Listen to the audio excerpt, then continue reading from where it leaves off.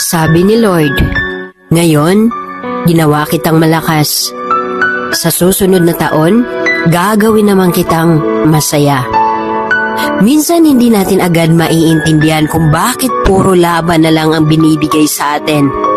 Araw-araw kang bumabangon, kahit pagod na pagod ka na.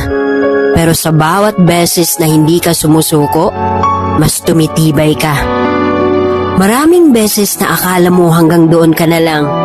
Yung tipong tahimik kang umiiyak, pero patuloy ka pa rin lumalaban. Kasi alam mong may dahilan kung bakit ka pa rin andito sa mundo. Hindi lahat ng sakit ay parusa, tandaan mo yan. Minsan training pala para sa mas magandang blessings na darating sa buhay mo.